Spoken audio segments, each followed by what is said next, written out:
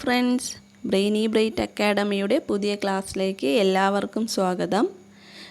ഇന്ന് ഡിസ്കസ് ചെയ്യുന്നത് കുറച്ച് പ്രീവിയസ് ക്വസ്റ്റ്യൻസും അതിൻ്റെ ആൻസേഴ്സുമാണ്. അപ്പോൾ നമുക്ക് ക്ലാസ്സിലേക്ക് പോകാം. ഒന്നാമത്തെ ക്വസ്റ്റ്യൻ, പാരമ്പര്യ ഊർജ്ജ സ്രോതസ്സിന് ഉദാഹരണം. ഒന്നാമത്തെ ക്വസ്റ്റ്യൻ എന്താണ്? പാരമ്പര്യ ഊർജ്ജ സ്രോതസ്സിന് ഉദാഹരണം കൽക്കരി. പാരമ്പര്യ ഊർജ്ജ സ്രോതസ്സിന് എന്താണ് ഉദാഹരണം? കൽക്കരി. അപ്പം മറ്റെന്തൊക്കെ ഉദാഹരണങ്ങളുണ്ട് പാരമ്പര്യ ഊർജ്ജ സ്രോതസ്സിന്? പെട്രോളിയം, കൽക്കരി, ലിഗ്നൈറ്റ്, പ്രകൃതിവാതകം, മണ്ണെണ്ണ, ഡീസൽ, ഇതെല്ലാം പാരമ്പര്യ ഊർജ്ജ സ്രോതസ്സിന് ഉദാഹരണമാണ്. പാരമ്പര്യ ഊർജ്ജ സ്രോതസ്സിനെ ബ്രൗൺ എനർജി എന്നും അറിയപ്പെടുന്നു. ഇത് പുനഃസ്ഥാപിക്കാൻ കഴിയാത്തവയാണ്. അപ്പോൾ പാരമ്പര്യ ഊർജ്ജ സ്രോതസ്സുകൾ ഏതൊക്കെയാണ്? പെട്രോളിയം, കൽക്കരി, ലിഗ്നൈറ്റ്, പ്രകൃതിവാതകം, മണ്ണെണ്ണ, ഡീസൽ, ഇവയെ ബ്രൗൺ എനർജി എന്നും അറിയപ്പെടുന്നു. അന്തരീക്ഷ മലിനീകരണം ഉണ്ടാക്കുന്നവയാണ് പാരമ്പര്യ ഊർജ്ജ സ്രോതസ്സുകൾ. ഇത് പുനഃസ്ഥാപിക്കാൻ കഴിയാത്തവയാണ്. അടുത്തത് പാരമ്പര്യേതര ഊർജ്ജ സ്രോതസ്സുകൾ. ഏതൊക്കെയാണ് പാരമ്പര്യേതര ഊർജ്ജ സ്രോതസ്സുകൾ? സൗരോർജം, ജൈവപിണ്ഡം, കാറ്റ്, ജലം, സൂര്യൻ, തിരമാല, ബയോഗ്യാസ്, ഇതെല്ലാം പാരമ്പര്യേതര ഊർജ്ജ സ്രോതസ്സാണ്. ഏതൊക്കെയാണ്? കാറ്റ്, സൗരോർജം, ജൈവപിണ്ഡം, ജലം, സൂര്യൻ, തിരമാല, ബയോഗ്യാസ്. ഒരു കാര്യം ശ്രദ്ധിക്കണം, പാരമ്പര്യേതര ഊർജ്ജ സ്രോതസ്സാണ് ബയോഗ്യാസ്, എന്നാൽ പാരമ്പര്യ ഊർജ്ജ സ്രോതസ്സാണ് പ്രകൃതിവാതകം. ഇനി അടുത്തത് കൽക്കരിയെക്കുറിച്ച് നോക്കാം. കൽക്കരിയിലെ പ്രധാന ഘടകം കാർബണാണ്. അപ്പോൾ കൽക്കരിയിലെ പ്രധാന ഘടകം ഏതാണ്? കാർബൺ. കറുത്ത സ്വർണം എന്ന് അറിയപ്പെടുന്നു. ബ്രൗൺ എനർജി എന്താണ്? പാരമ്പര്യേതര ഊർജ്ജ സ്രോതസ്സിനെയാണ് ബ്രൗൺ എനർജി എന്ന് പറയുന്നത്. കൽക്കരി എന്തുവാണ്? കറുത്ത സ്വർണം. ഏറ്റവും കൂടുതൽ കാർബൺ അടങ്ങിയിരിക്കുന്ന കൽക്കരി ആന്ത്രാസൈറ്റ് അല്ലെങ്കിൽ ഹാർഡ് കോൾ എന്നും അറിയപ്പെടുന്നു. ഏറ്റവും കൂടുതൽ കാർബൺ അടങ്ങിയിരിക്കുന്ന കൽക്കരിയാണ് ആന്ത്രാസൈറ്റ്. കുറവ് കാർബൺ അടങ്ങിയിരിക്കുന്ന കൽക്കരി ഏതാണ്? പീറ്റ്. ഇതിനെ സോഫ്റ്റ് കോൾ എന്ന് അറിയപ്പെടുന്നു. ഇന്ത്യയിൽ ഏറ്റവും കൂടുതൽ ഉപയോഗിക്കുന്ന കൽക്കരിയാണ് ബിറ്റ്യൂമിനസ്. ആന്ത്രാസൈറ്റിൽ ഏറ്റവും കൂടുതൽ കാർബൺ അടങ്ങിയിരിക്കുന്നു. അടുത്ത പീറ്റിൽ എന്തുവാണ്? ഏറ്റവും കുറച്ച് കാർബൺ അടങ്ങിയിരിക്കുന്നു. ഇന്ത്യയിൽ ഏറ്റവും കൂടുതൽ ഉപയോഗിക്കുന്ന കൽക്കരിയാണ് ബിറ്റ്യൂമിനസ്. അതായത് ഈ ടാറാണ് ബിറ്റ്യൂമിനസ്. ലിഗ്നൈറ്റ് എന്ന് പറയുന്നത് എന്താണ്? Brown call. ലിഗ്നൈറ്റ് എന്തുവാണ്? Brown call. ബ്രൗൺ എനർജി ഏതാണ്? പാരമ്പര്യേതര ഊർജ്ജ സ്രോതസ്സ്. പാരമ്പര്യ ഊർജ്ജ സ്രോതസ്സാണ് brown energy. Lignite, brown call. തമിഴ്നാട്ടിലെ നെയ്വേലിയിലാണ് ലിഗ്നൈറ്റ് നിക്ഷേപം ഉള്ളത്. എവിടെയാണ്? തമിഴ്നാട്ടിലെ നെയ്വേലിയിലാണ് ലിഗ്നൈറ്റ് നിക്ഷേപം ഉള്ളത്. ലിഗ്നൈറ്റിനെ എന്തുവാണ് പറയുന്നത്? Brown call. ഏറ്റവും വലിയ കൽക്കരിപ്പാടം എവിടെയാണ്? ജാർഖണ്ഡിൽ. ഝാരിയ ഏതാണ് ഏറ്റവും വലിയ കൽക്കരിപ്പാടം? പ്രധാനപ്പെട്ട കൽക്കരി ഉൽപ്പാദകരാണ് വെസ്റ്റ് ബംഗാൾ, ജാർഖണ്ഡ്, ഒഡീഷ, ഛത്തീസ്ഗഡ്. ഏതൊക്കെയാണ്? വെസ്റ്റ് ബംഗാൾ, ജാർഖണ്ഡ്, ഛത്തീസ്ഗഡ്, ഒഡീഷ. അപ്പം ഏറ്റവും കൂടുതൽ കാർബൺ അടങ്ങിയ കൽക്കരിയാണ് ആന്ത്രാസൈറ്റ്. ശേഷം ബിറ്റ്യൂമിനസ്, പിന്നെ ലിഗ്നൈറ്റ്. ഏറ്റവും കുറവ് കാർബൺ അടങ്ങിയ കൽക്കരി ഏതാണ്? പീറ്റ്. അപ്പം നമ്മൾ ഇതുവരെ നോക്കിയത് ആദ്യത്തെ പാരമ്പര്യ ഊർജ്ജ സ്രോതസ്സിന് ഉദാഹരണമാണ് കൽക്കരി.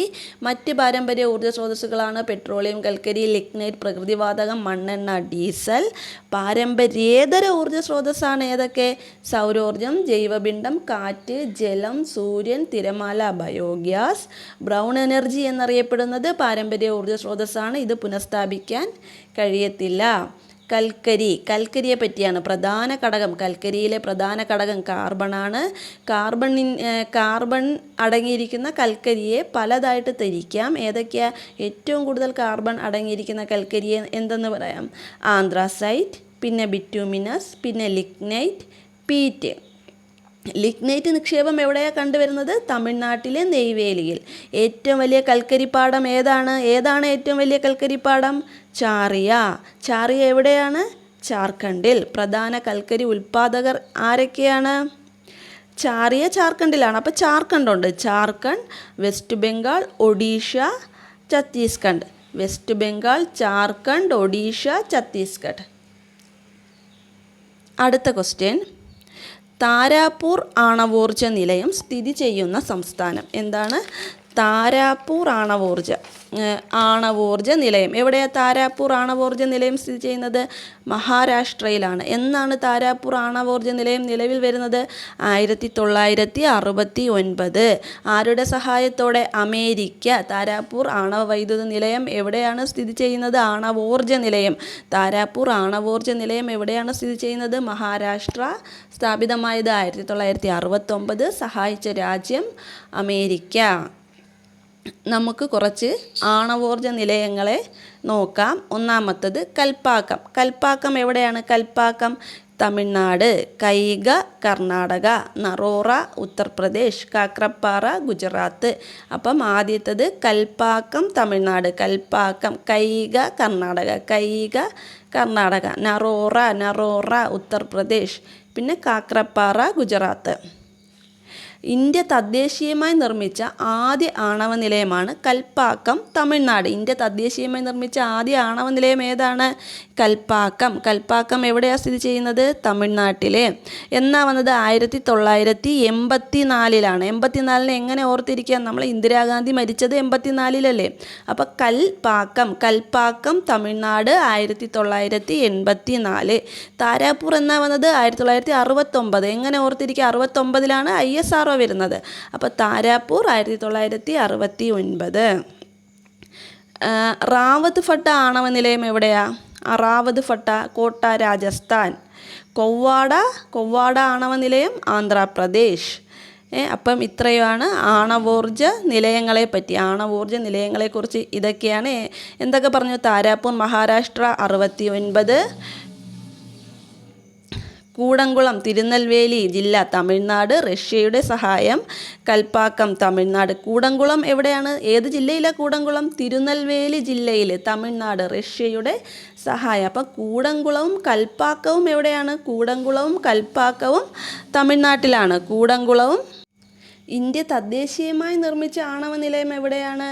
കൽപ്പാക്കം തമിഴ്നാട്. 1984 കൽപ്പാക്കം തമിഴ്നാട് ഇന്ത്യ തദ്ദേശീയമായി നിർമ്മിച്ച ആദ്യ ആണവ നിലയം. അടുത്ത ക്വസ്റ്റ്യനിലോട്ട് പോകാം. കേരളത്തിൽ കൊല്ലം മുതൽ കോട്ടപ്പുറം വരെ സ്ഥിതി ചെയ്യുന്ന ദേശീയ ജലപാത ഏതാണ്? കൊല്ലം മുതൽ കോട്ടപ്പുറം വരെ സ്ഥിതി ചെയ്യുന്ന ദേശീയ ജലപാത ഏതാണ്? ദേശീയ ജലപാത 3. അപ്പം നമുക്ക് ദേശീയ ജലപാതകളെക്കുറിച്ച് നോക്കാം. ആദ്യത്തേത് ദേശീയ ജലപാത NW1 അലഹബാദ് മുതൽ ഹാൽദിയ വരെ. ഏത് നദിയിലാണ്? ഗംഗാ നദിയിൽ. ആദ്യം ഹാ തൊട്ടല്ലേ തുടങ്ങുന്ന? ഹാ. അപ്പം NW1 അലഹബാദ് മുതൽ ഹാൽദിയ വരെ ഗംഗാ നദിയിൽ. എത്ര കിലോമീറ്റർ ദൂരമുണ്ട്? 1620 കിലോമീറ്റർ. NW2 എവിടെയാണ്? NW2 സാദിയ ദുബ്രി. ഏത് നദിയിലാണ്? ബ്രഹ്മപുത്ര നദിയിലാണ്. NW1 Ganga നദിയിലും NW2 Brahmaputra നദിയിലുമാണ്. അടുത്തതായിട്ട് NW3 അതാണ് ചോദിച്ചേക്കുന്നത്.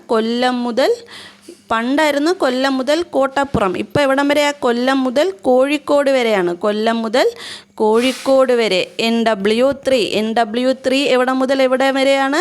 കൊല്ലം മുതൽ കോഴിക്കോട് വരെ.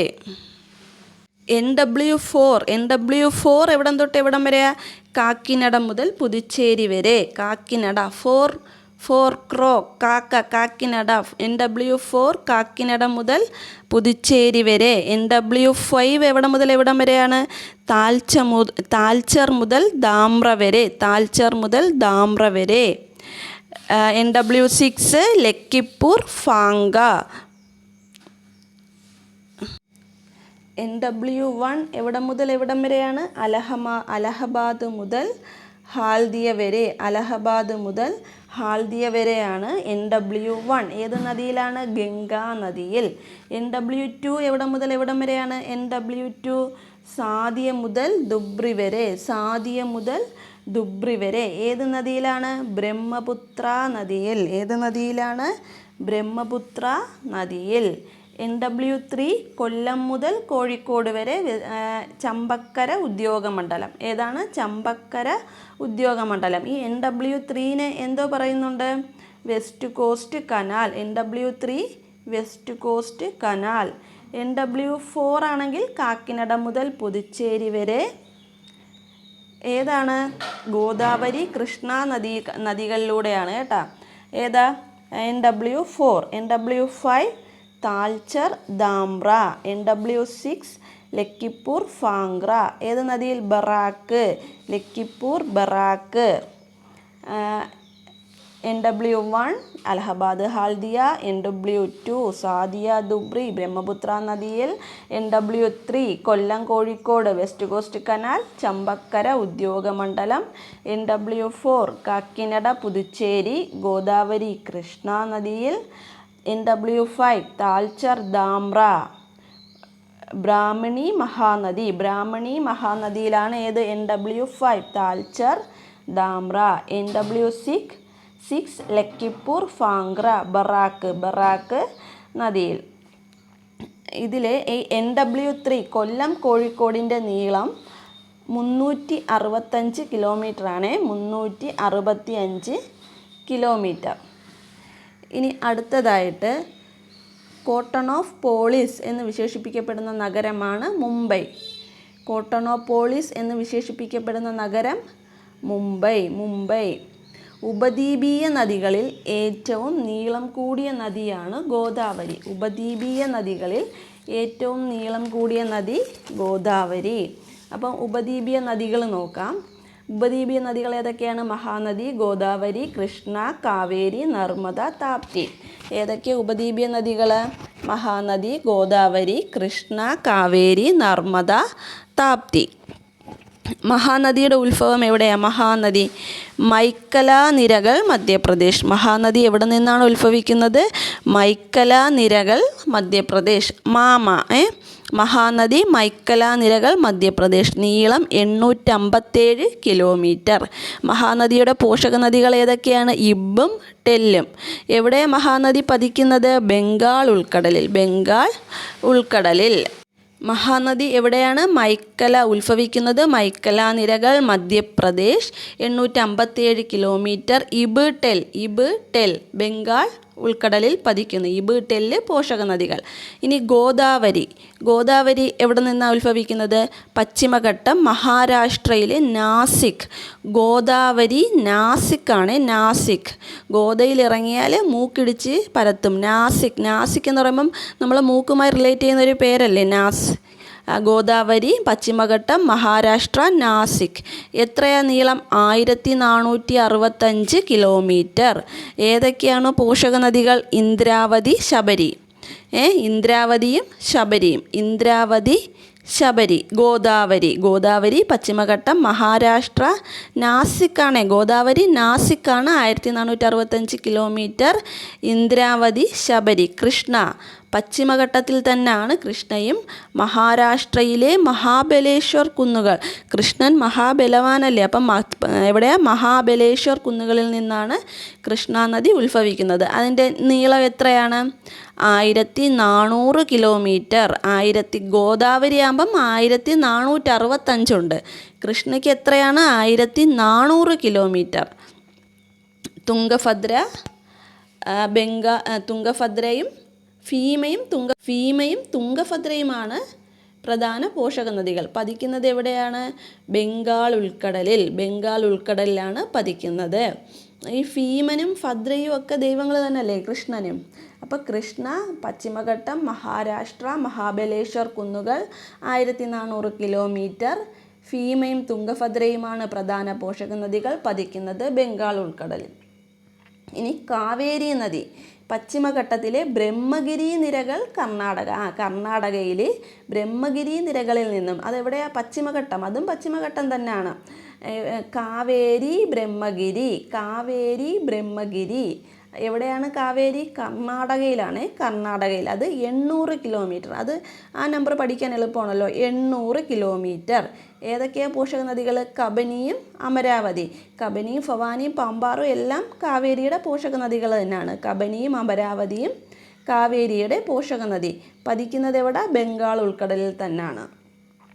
ഇനി അടുത്തത് നർമ്മദ. മൈക്കലാ നിരകൾ ഛത്തീസ്ഗഡ്. നർമ്മദ മൈക്കലാ നിരകളാണ്. മൈക്കലാ നിരകൾ. നർമ്മം കേട്ടാൽ നമ്മൾ ചിരിച്ച് ചത്തെന്ന് പറയത്തില്ലേ? ഛത്തീസ്ഗഡ്. നർമ്മദ ഛത്തീസ്ഗഡ്. ആ ഫാൻസി നമ്പർ കണക്കെ തന്നെ 13-12. 13-12 അതാണ് അതിൻ്റെ നീളം. 13-12 കിലോമീറ്റർ. 1312 കിലോമീറ്റർ. ഹിരൺ ബെഞ്ചൻ. ആരാ നർമ്മം പറഞ്ഞത്? ഹിരണാണ്. ഹിരൺ ബെഞ്ചൻ അറബിക്കടലിൽ. ഹിരൺ ബെഞ്ചൻ നർമ്മദ അറബിക്കടലിൽ. താപ്തി എവിടെയാ? മുൻതായ് പീഠഭൂമി മധ്യപ്രദേശ് ബൈദുൾ ജില്ല. താപ്തി ഏതാണ്? മുൻതായ് പീഠഭൂമി. മുൻതായ് എന്തോ താപ്തി എന്ന് പറയുമ്പോൾ തപ്പി എന്ന് ചിന്തിക്കണം. തപ്പി നോക്കി എന്തോ മുട്ടായി ഉണ്ടോയെന്ന്. മുൻതായ് പീഠഭൂമി മധ്യപ്രദേശ് ബൈദുൾ ജില്ല. 724 കിലോമീറ്റർ. ആനർ ഗിർന അറബിക്കടലിൽ പതിക്കുന്നു. പോഷക നദികളാണ്. താപ്തിയുടെ പോഷക നദികളാണ് ആനർ ഗിർന. 2 വരുന്നത് താപ്തിയുടെയാണ്. താപ്തിയുടെ പോഷക നദികളാണ് ആനർ ഗിർന പതിക്കുന്നത് അറബിക്കടൽ. അപ്പം നർമ്മദയും താപ്തിയും മാത്രമാണ് അറബിക്കടലിൽ പതിക്കുന്നത്. ബാക്കി എല്ലാ ഉപദ്വീപീയ നദികളും ബംഗാൾ ഉൾക്കടലിലാണ് പതിക്കുന്നത്. അപ്പോൾ ഓരോന്ന് കേൾക്കുമ്പോൾ ഓർമ്മ വരുന്നത് നോക്കിയാൽ മഹാനദി എല്ലാം മൈക്കലാ നിരകൾ മധ്യപ്രദേശ്. ടെല്ല് പോഷക നദികൾ.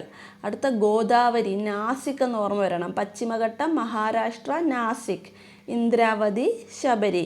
കൃഷ്ണ നദി എവിടെയാണ്? കൃഷ്ണ നദി മഹാബലവാൻ മഹാരാഷ്ട്ര മഹാബലേശ്വർ കുന്നുകൾ. അതും പശ്ചിമഘട്ടം തന്നെയാണ്.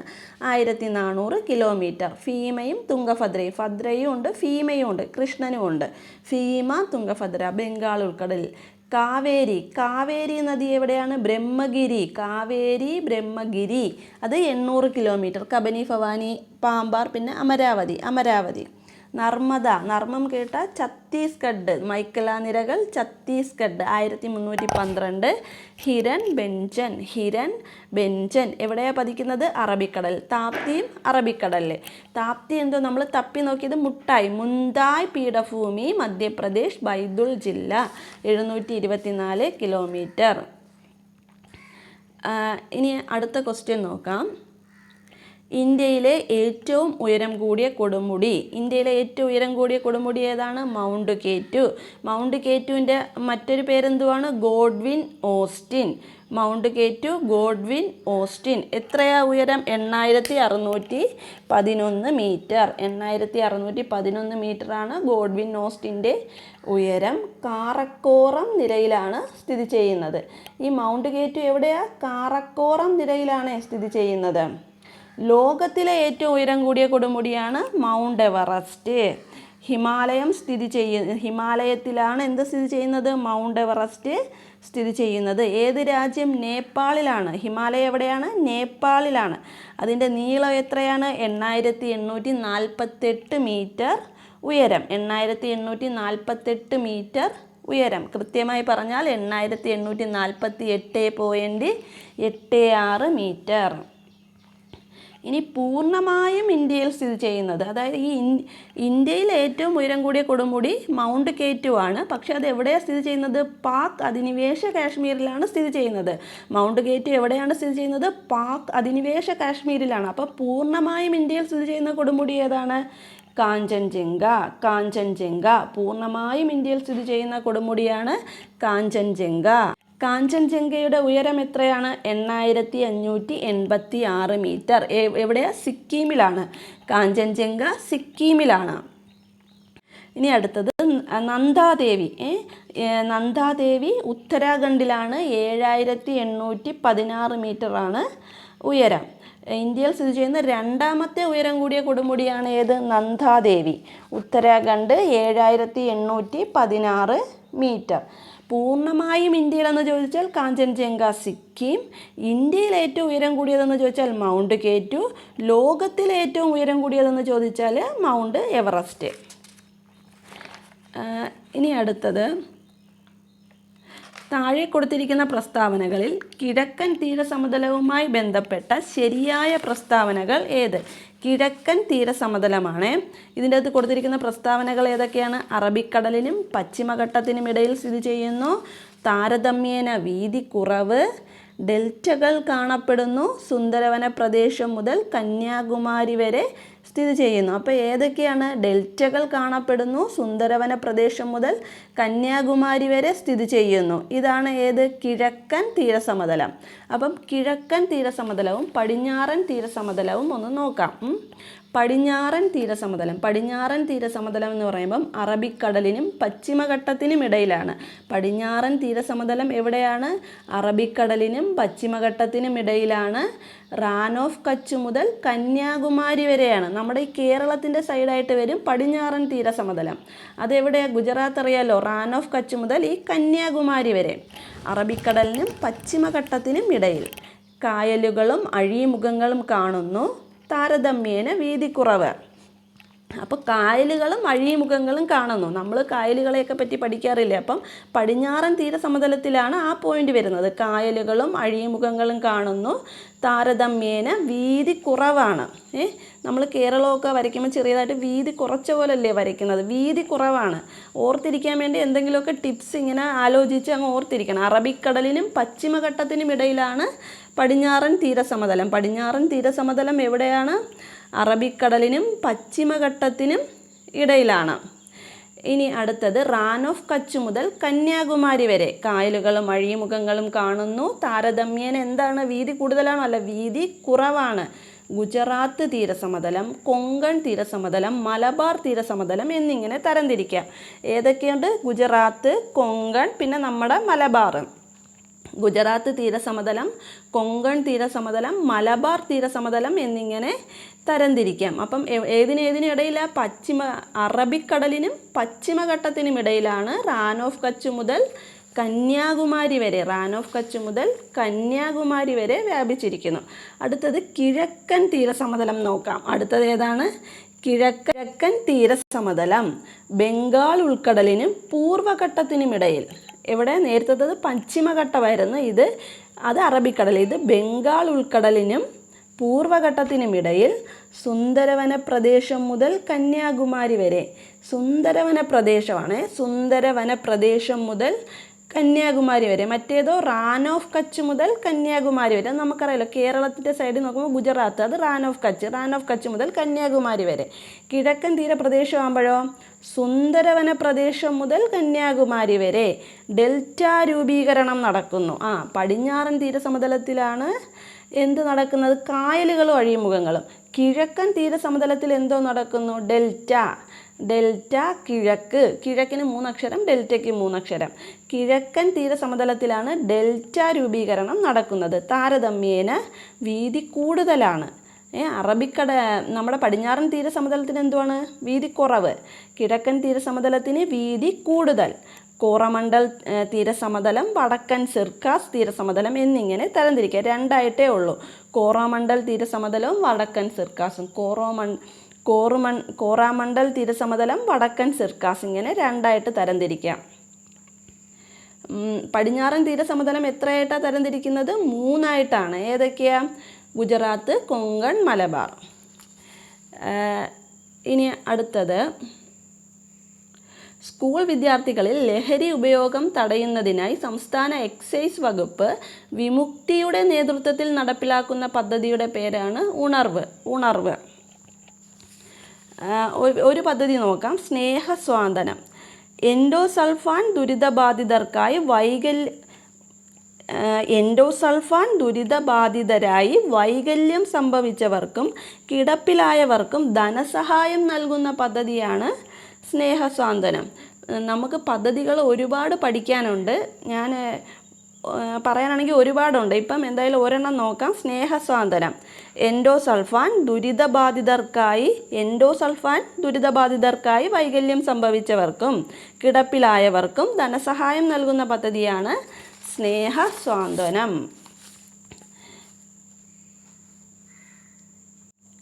അടുത്ത ക്വസ്റ്റ്യൻ, ടോക്കിയോ ഒളിമ്പിക്സിൽ ജാവലിൻ ത്രോ ഇനത്തിൽ സ്വർണം നേടിയ കായിക താരം. ടോക്കിയോ ഒളിമ്പിക്സിലെ കാര്യമാണ്. ആരാ? നീരജ് ചോപ്ര. ടോക്കിയോ ഒളിമ്പിക്സിൽ ജാവലിൻ ത്രോയിൽ സ്വർണം കിട്ടിയത് നീരജ് ചോപ്രയ്ക്കാണ്. എത്ര മീറ്ററാണ് അന്ന് നീരജ് ചോപ്ര എറിഞ്ഞത്? 87.58 മീറ്റർ. എത്ര മീറ്റർ ആയിരുന്നു? 87.58 മീറ്റർ.